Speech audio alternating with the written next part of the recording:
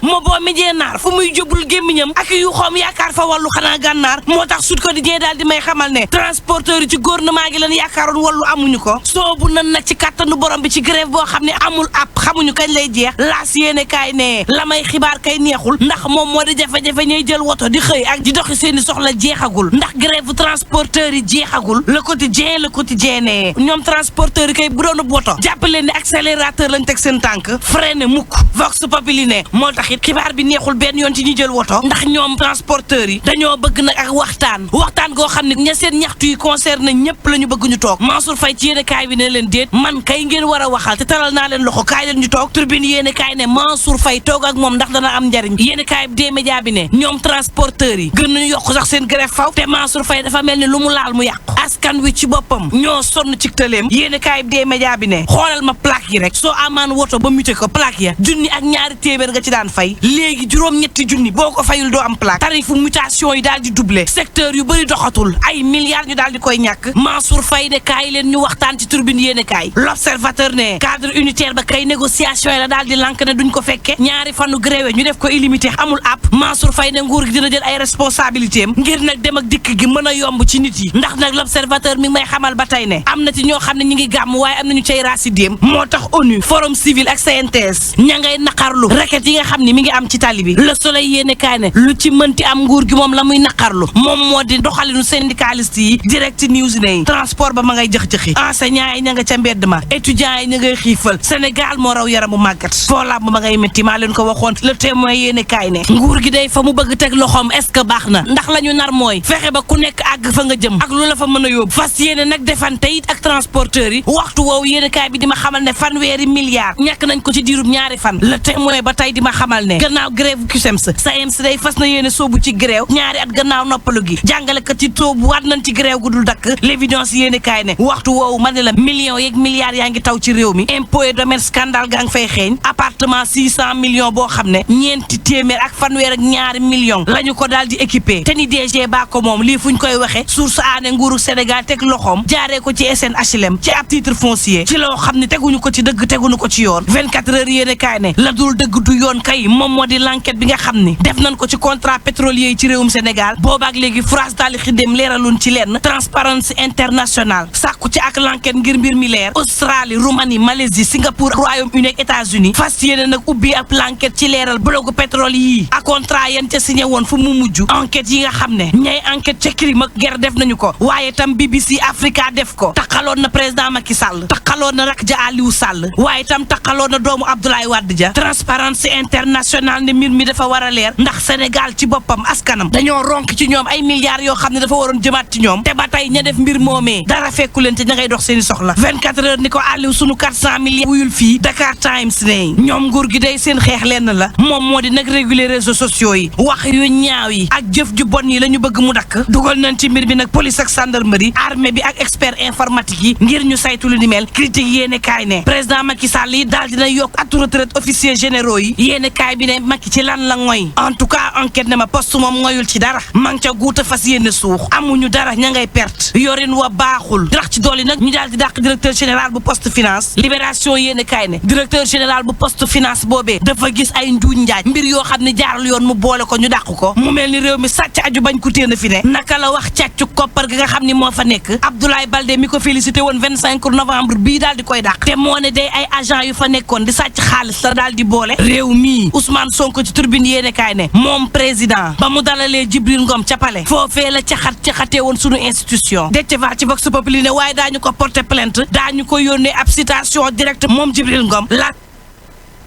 mandataire national bu Yewwi Askan Wi daal dinay xam le ni préfet yi nga xam ni dañoo lànk ne du ñu jëfee décision yu cour d'appel yi ñoo ngi seen kaw du ñu leen may dara ndax daañu dem ci élection yi Ousmane Sonko ci Vox Populi ne Macky Sall fa nu jëm ak moom du am ndox de ndax nag daañu saisir assemblée nationale ngir ñu yóbbu nag Macky Sall ci cour de justice pour haute trahison daf ñu war en tout cas élection locale yi neex na ba nuppi l'exclusive yéene kaay ma bu neexee nar fa yomb de ndax am na ci jàkkaarloo yoo xam ne du yomb benn yoon demal fu mel ni Géejawaay Aliou Sall war na fa jàkkaarloog Ahmed Aïdara foofee la koy neexal mooy Aliou Sall rakku président Macky Sall la te mooy maire sortant bi waaye nag bête noire am lay jàkkaarloo l'exclusive ne ma mooy Ahmed Aïdara mi nga xam ne société civile baa ko jàppale askan wa ni ko waaw rax ci dolli nag yeewi askan wi daal di koy samp boo demee ci Ndakaaru Barthélémy Dias ak Abdoulaye Diouf Sarr ñoo fa war a jàkkaarloo sa Thiès ñooñu Idriss Talla Sylla lay doon ca Louga xoolal ma fa diggante Mamour Diallo ak Moustapha Diop ca Kolda Mame Boye Diao ak Bibi Baldé ca Ziguinchor moom mbir ma fa lay neexee ndax Abdoulaye Baldé Ousmane Sonko ak Benoît Sambou lay doon ca Médina daj dëpp ga diggante Cheikh Ahmed Tidiane Ba ak candidat gëm sa bopp bii di Bamba Fall lay doon Le Soleil ne ma Gambie ña ngay waajal seeni élection présidentielle ñu daaneel ak tës ba ca L'Observateur tey yéen kaay bi daal di may xamal ne ca tribunal bu Louga la amee góor gi juróom-ñaar fukki at ak juróom la am dañu ko doon atten ci càccug ñaari bëy njabootam xamatuñu nuñ koy def ñu ne nañ ko pikiir mbir moo xam ne day tax mu tële ci fépp maanaam doonub laago bu leen fàtte ni coronavirus mi ngi ci réew mi te day fàtte yendu leen ak jàmm. Jumia bi leen indil Black Friday moo leen doon may seen revue de presse. waaw Mame Diarra Da Silva sunu xarit bi ndeysaan ak ñu ma teere wax la dëgg de xëcc sama nopp quoi demande d'explication la ma envoyé ma nekk j'ai reçu tardivement l'information. ay ca kon nag dañu koy door Mame Diarra génn kàdduna ak ki nga xam ne rek moo fi nekkoon président bu athlétisme mondial Lamine Diack moom nag dafa génn àdduna tey ji ci guddi gi la ko def ci alxames ji mu mel ni it mënees nañu wax ne mu ngi ko defee sa këram Mermoz xabaar boobee kon moom moo rot mu mel ni it moom ndem si yàlla si jot na fee nekk maire bu Dakar jëwriñ bi ñu dénk wàllum ndaw yi it moom it ak coow li ko fi mujjoon topp mënees nañu wax ne juróom-ñett sa la toll woon moom bu muy génn àdduna moom président Lamine Diack dañ ko jébal boromam tey ji gannaaw jullit tisbaar gi sa sëgi julliti Yoff kon nag El Hadj Mouhamadou Mansour ñu bàyyi la nga yëkk si ay kàddu yu seede. jaale ko waa Sénégal yëpp massawu ñu dund métitu bañ ko tegee loxo ba léegi ñëpp di waxit nag ni inna lillahi wa inna ilayhi raji'un waaye di waxit nag ni alhamdulillahi rabbil alamin parce que bi mu libéré ak léegi yàggul te lu nekk am na fi soutenir nañu ko dajaleel nañu ko xaalis lépp ñu samp ay laaj ci lu tax ñu singali Lamine Diack ana ñu mu àndaloon te ñu tuumaal leen lu tax ñu yóbbu Sénégalais bi bàyyi russe bi lan moo tax ñu yóbbu Sénégalais bi bàyyi yeneen nationalité yi lan moo war a doon taxawaay gouvernement bu Sénégal pourquoi Lamine Diack ci loxoy français yi est-ce que France rek moom yaa na mu tuddati waaw est-ce que France dong moo ko moom est-ce que France moo am juridiction bi war a topp Lamine Diack est-ce que moom moo am sañ-sañu tëj ko foofu France coow li fa amoon nag yëpp alhamdulilah ñëw na ba fi mu dëkk. defee na ko fi. wàcc fi liggéey. mu sante ko yàlla. ndax am na fu mu doon am tey mun na nekk sax gàcce ci ñenn ñu ngi koy masawu di ko jaale njabootam di ko jaal waa Sénégal. et di jaal itam ñi nga xam ni wóor na ma ni tey ñoo moom dëj bi. muy ñi taxawaloon association uniquement pour soutenir Lamine Diack. ñooñu ñoo moom dëj bi tey. vraiment ñu ngi leen koy jaale ñu ngi leen koy massaw bépp nguur nag wala prestige bu nit am na ko te képp koo xam ne tey toog nga takkatal ndomba tànk wóorul di nga am li Lamine Diack am. yàgg naa sigil France booba Sénégal moomul boppam ci wàllu athlétisme ñu nekk ay champion yàgg naa sigil France booba Sénégal moomul boppam ci wàllu football booba Sénégal moomagul boppam bi Sénégal moomee boppam li aw ci moom ci ay takkatal ndomba tànk tey. gàcce ngalaama mu wane ginnaaw ku mu yeewul nag leen doot la yee ndax wóorul ba xam takkatal ndomba tànk bala tax a fuuy est-ce que da nga egg fi Lamine Diack egg te dafa moom dafa mus a des ni dégg damay wax ni am na ay quelques personnes ku mel ni Lamine Diack ku mel ni El Hadji Malick Sy Souris ku mel ni Cheikh Seck def nañu lu nekk ci wàllu football te gis leen sax yombul dañu ni dégg loolu nag war naa yee benn personne yu nekk ci wàllu politique ñu dal xam ni menaces yeeg xoxutalaat yeeg xulli bët yeeg amul benn sens. ñun ñëpp bokk juddoondoo Sénégal mais Lamine Diack fu mu jëm yal na ko gënal fi mu bàyyeekoo en tout cas Sénégal yëpp a kontaan ci moom. allahumma amiin ayca ñu door bi la jotaay xibaar ak nag négociation bi doxoon ci diggante gouvernement bi nag kuréelu syndicat yi transporteurs yi démb ak déggoo amu ca la ko war a du leen dul ñoom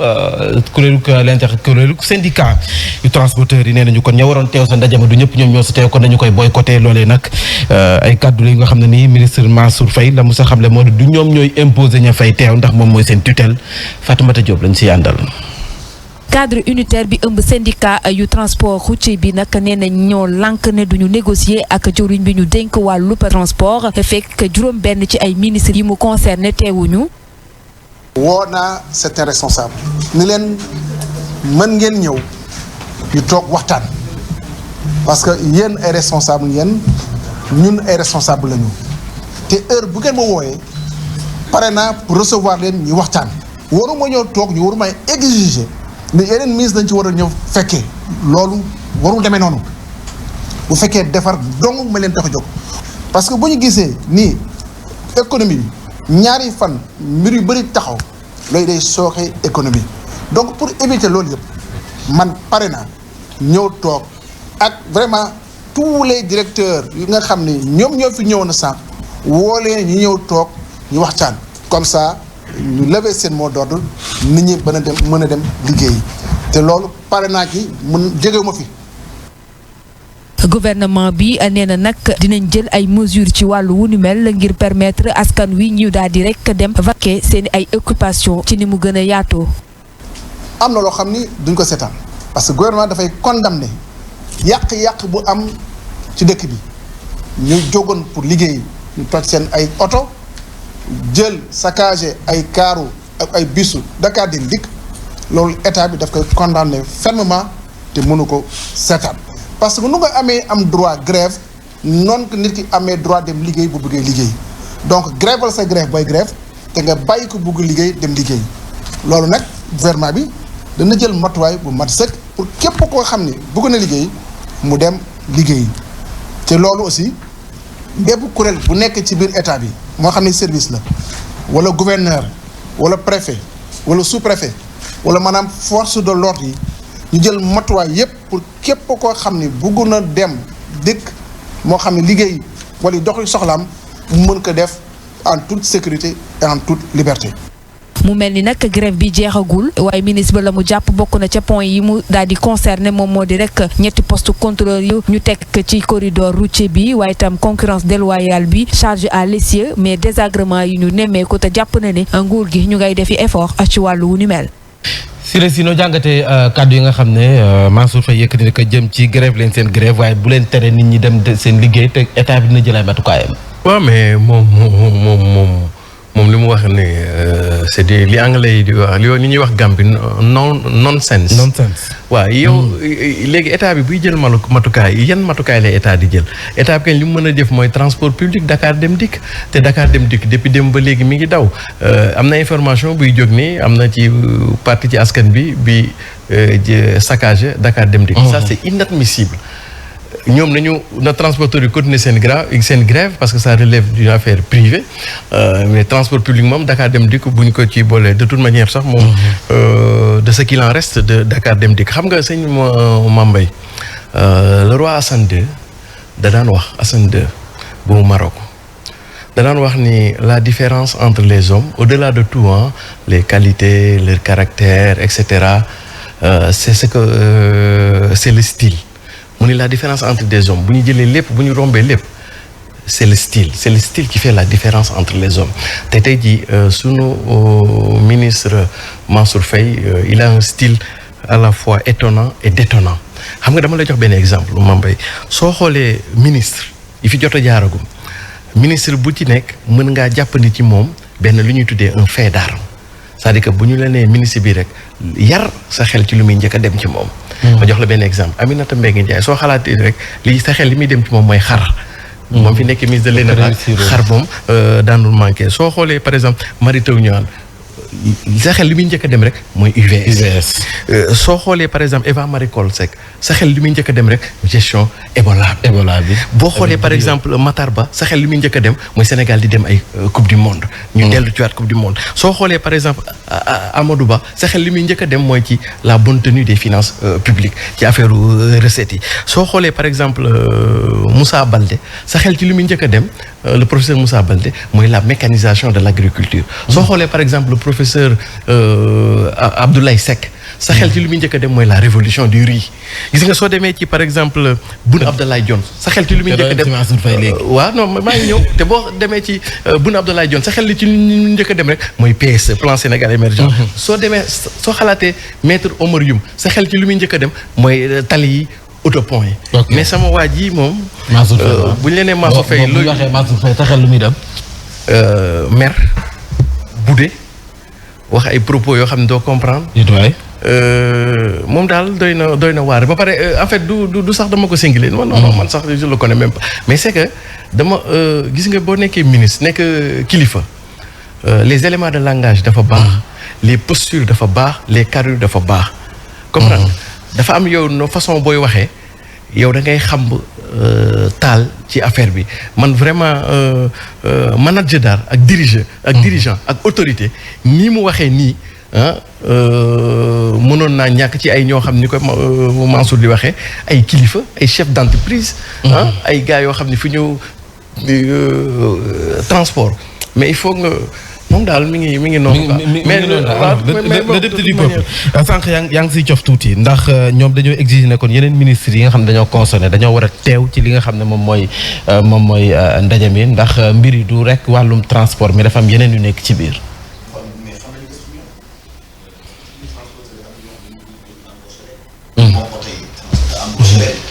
Mansour. ñu xam gestion wu garage yi. maam transport dafa yàgg am ay problème bi ñu déplacé pompier indi ko Sirnos gis nga coow li fi amoon c'est-à-dire que milieu la boo xam ni dañuy faral di jël ay décisions ci seen kaw te duñ leen ci boole tey nag ñu yeewu xam ni àddunay doxee xam ni am nañu doole xam ni seen dóor bi dal na xam nga foog nañu ni dafay am xam nga nguur goo xam ni da ngay yëkkati say kàddu souvent di faste ay sikkim xam nga boo nit ñi bëgg a liggéey nañu liggéey loolu mooy ki sonn bëgg démb ak démb xëy na amul dab. en tout cas ni ngay tàggatoo de moom. bu ma yàqal kenn dafa gaaw xam nga. si may nee na deseetuma ndigg ndax damay toog. xam nga su ma toogee sax parce que Yacine maa ko sut donc il faut ma toog mën a tollox moom. ci wàllum ndigg bi moom bàyyi ma dañ secret bi bu ko ay ñu koy door ak nag xibaar bu tiis bi nga xam ne moom moo ñu dikkal ni ki démb si guddi alxames ci Lamine Diack nekkoon fi président bu fédération internationale athlétisme moom moo génne àdduna. waaw moo génne àdduna nag mu nekk xibaar bu tiis nag jëmale nag ci wàllum tàggat yaram ndaxte kii di Lamine Diack nemmeekoon nañ ko bu baax a baax nag taxawaayam fii ci réew mi ni ki noonu foofu ci Europe ak lu jëm ci wàllum nag I2AF bi nga xam ne moo ko jiite woon kon moom mi nag gannaaw sportif de haut niveau bu mu nekkoon na secrétaire d'État sénégalais à la jeunesse nekk au sport tamit ni ki noonu nekkoon fi maire bu Dakaru vice-président assemblée nationale bu Sénégal Lamine Diack tamit ñu gën ko xam ci personnalité yu gën a nag am doole fii ci réew mi noonu sax taxoon nañu taboon ko commandeur de l'ordre national du Lion moom nag mu wuy boromam kon ni ki tey ci démb ci guddi kon mu nekkoon nag amoon carrière boo xam ne riche na lool ci leeral ñu ànd ci ak Soxna Fall. nekkoon athlète de haut niveau avant l'indépendance du Sénégal nekk champion de France en 1958 mu jël trophée universitaire ci 1959 mu occupé fonction yu bari ci organisation sportive yi mu nekkoon footballeur ci club dakarois boobee foyer France Sénégal mu nekk entraîneur moom sax moo fa dugal lii di rek système en défense en ligne bi gannaaw ga mu nekk directeur technique national bi ci équipe nationale bu Sénégal 1964 à 1968 mu njëkk a nekk président de la confédération africaine d'athlétisme ci atum 1973 nekk membre également du comité olympique gannaaw ga mu nekk président bi ci 1985 poste boobee moo ko yore ba atum 2002 mu nekkoon tam secrétaire d'État à la jeunesse et au sport gannaaw gi mu nekk maire bokkoon na tam ci parlement sénégalais bi gannaaw ga mu jiite I2AF ñu fal ko ci benn séance extraordinaire ci décembre 99 gannaaw faatu ki ko jiite woon ñu falaat ko ci 24 août 2011 ci diirub ñeenti at mu am juróom-ñetti fukki at ak juróom-ñett Lamine Diack xam ay haut ak ay bas ci carrière sportive am waaye tam ci carrière professionnelle am ñu làqoon ko jant bi ci tuuma gu ñu tegoon ci ndondam ci wàllu corruption ci atum 2015 waaye ci mai bi ñu weesu lanu ko bàyyi mu ñibbisi ci réew mi fay caution bu toll ci 500 000 euros ëpp na 300 millions ci sunu koppar. Soxna Fall kon nag lu jëm sax ci nag kii di président Lamine Diack levée du corps bi nag dinañ ko amal kon ni ki tey bu 14h30 jotee buñ ci jógee nag dinañ ko jébal borom bi foofu ca sëkk ya sa Yoff di ñaan suñu borom bi xaare ko àjjana firdawsi ci sama baat groupe de médias di njaale njabootu Lamine Diack yëpp. ajëf ñu koy ñaan yàlla xare ko àjjana te ket bañ ko jiitu si bàmmeelam ñu àddu jëmale ci tirage au sort bu coupe au conseil collectivité territoriale détenteur trophée bi HLM Grand Yoff mu ngay ñaawlu doxalinu ligue amateur. waaw kii nag di président bi di Alioune Badara Kébé gis na ne daal lu jëm nag ci boobu le tirage au sort ñoom yëgaluñu leen ko benn yoon te nag compétition bi bëgg nañ koo door ni ki dimanche muy sàkku rek kon ci nag ñu jiite ligue amateur bi ñu gën a jox cër équipe yi nga xam ne ñoom nag ñoo jiite ñoo tax ñu jiite boobu le ligue te ni ki doon tamit ñooy dem ci boobule compétition Alioune Badara Kébé ñu teewlu ay kàddoom. dañ ñoo joxul suñu cër daal ñun ñi nga xamante ne wax dëgg yàlla ñun ñooy ndeyu mbili gi ndax tournoi bi buñ koy organiser club yi tax te mënuñu ñoom ñu dem hôtel def seen organisation nekk fa di lekk ka naan te wax dëgg yàlla ndeyu mbili gi yëguñu tinuñu donc loolu nekk na lu ñu ñaawlu nekk na man personnellement en tant que président de club. En tant que vraiment une personne un ancien international rafetlu wuñ ko ñaaw na trop parce que ñun déjà HLM Grand Yoff coupe bi daaw ñun ñoo ko jël donc tey mënuñu organiser waat les 32 clubs yi si bokk déjà ñëpp la ñu waroon invité ñu fekke ko fekkee wala kenn ku ci nekk yónnee sa membre parce que wax dëgg yàlla tirage au sort fu mu amee ku nekk da nga war a am représentant donc amuñu représentant xamuñu nañ lañ tiragé yeewu suba naan la samedi nga war a jouer sans manque de respect waaw. ñëw desandi ba tey ak HLM Grand Yoff bi nga xam ne nag moom kon ci national 2 bi lay évoluer waaye nag boobule club ñoom lu ñu gën a miser mooy nag tàggat ndaw ñi former leen ngir mën a permettre ñu mën a réaliser seen rêve kii di Alioune Badara Kébé di président bi moo xam li ni mel ku ci mel ni sax Mamadou Loum Ndiaye mi nga xam ne moo ngi football jamono ji foofu ci Espagne nekkoon ci FC Porto fësal na ko ñu teewlee kàddoom. club formateur la boo xamante ni mun nañ ni 2011 la nekk club 2008 lañ ko ubbi mais 2011 la nekk club donc formé pas mal de jeunes yoo xam fii lañ jaar ñun club formateur lañu donc soo xoolee ki fi mujj signé contrat rek bi mu signé ñetti weer la mat donc muy Aboubacry Diop international mooy xale yi àndaloon ak Joseph Koto ñu koy jaale Sénégal gi yëpp ñi demoon Afrique du Sud mooy xale bi dugaloon 2 buts doublé bi en quart de finale. donc fii la jóge moom signé na contrat am Göztepe bi nga xam mooy première division Turquie fekk fa magam bi nga xam fii la jóge woon ñu formé ko yóbbu ko Belgique Beveren mu jóge Belgique jaar Ukraine dem signé Turquie muy Pape Chérif Ndiaye donc tey ñu am ay joueurs yoo xam ñu ngi ci championnat local bi Loum Ndiaye moom bokk na ci vitrine yi ndax mën nañu tey mi ngi équipe nationale A jóge fii ci club bi donc loolu day nekk loo xamante ni day wane ni HLM Grand Yoff mi ngi teg ay jéego. justement dañuy waxtaanee championnat local bi lan mooy programme bi week-end bi. waaw en tout cas week-end bi nag dina am classique bu am solo nag war a dox ci diggante Casa Sport ak ñi di Jaraafu Ndakaaru kon ni ki ëllëg lay doon bu 16h30 jotee foofu ci stade Aline Sitoé Diatta waaye nag balaa boobu la jongante comme ni ko ligue bi defaree nag saa su nekk bu 12h jotee ci stade Aline Sitoé Diatta sax ñaari club yi dinañ jàkkaarloo taskatu xibaar yi ngir nañu dikkaat bu baax a baax ci boobule jongante ba tey ci samedi bi nag yeneen jongante dina ci am AS Douanes ak Dakar Sacré-Cœur la jàmbaax bu Saly mooy dalal ñii di waa Guédiawaye FC ci dimanche gi nag Mbour Petite Côte moom ci Alassane Djigo la jëm ngir laale fa ak AS Pikine US Gorée mooy laale ak ñii di waa Teungueth FC Seneps Excellence bu Thiès mooy dalal ca Stade Maniang Soumaré ñii di waa Ndiambour bu Louga Linguère ak Génération Foot la jàppal na tamit Ligue 2 bi dinañ amal seen ñetteelu bëccëg kon ëllëg la ñu koy door si samedi bi Dakar Université Club la ak Demba Diop ñii di waa Amitié FC ñoom ñoo ci laale ak Oslo FA jamono bu Fatick ak Sonacos la dimanche US Wakam moom mooy dalal ñii di waa Thiès FC ñaari tali moom day dem ca diwaanu Mbour ngir laale fa ak ñii di waa stade bu Mbour ñu fas yéene ko ndax kepp nag boobu la ñetteelu bëccëg ni ki ci altine gi ci diggante Renaissance bu Ndakaaru ak Kër Madior ni ki noonu Walidane ak Port Autonome bu Ndakaaru. ñu waxtaanee wàllum karaté championnat d'Afrique bi dafa mel ni Sénégal dina teew ca Caire. waaw ko waxtu wi sax ñoo ngi ca diwaanu Caire kon tey jii nag la ñu koy door lu jëm ci yooyu le championnat d'Afrique Sénégal nag bëgg ci am taxawaay gu am solo bu ñu sukkandiku ci kii di adjoint directeur technique national bi di nag Fodé Ndaw ñu teewlu ay kàddoom ca diwaanu Caire. Caire alhamdulilah rabil alamin voilà donc xale yi ñu ci condition yu baax donc liggéey la rek donc liggéey ba jeex góorgóorlu ba jeex ko ñu fas yéene liggéey rek continuer et puis ñu ñaanal ñu incha allah. il faut que ñu daal indi benn professionnalisme ci liggéeyu xale yi incha allah ñu ñaan yàlla may ñu ndam. tey jàppal nag ci yooyu les championnats d'Afrique Sénégal nag am na ci taxawaay gu am solo ay athlètes yoo xam ne daanaka ay ndaw lañ yoo xam ne am na yaakaar bu baax a baax ñoom ñi leen nag ñu am ay taxawaay gu am solo ci boobu les championnats d'Afrique lu toll nag ci 300 athlètes jógee ci ñaar fukk ak ñaari réew ñoo ko fas yéene teew lu souhaité rek bonne chance ngeen ak Sénégal yi ba ñu nag indi fii lépp lu jëm ci wàllum ay médailles d'or ñu mën leen nag sargal bu baax a baax di la jox dig daje incha allah 12h ak Simon Pierre Faye 13h El Hadj Mouhamadou Mansour Diop. jaajëf Pape Matam. jaajëf mu ngoog allez bon week-end. bon week-end. jaajëf ayca man li nga si laaj dellu yëpp laajuma la ko Pape Matam. jërëjëf bon week-end bon week-end.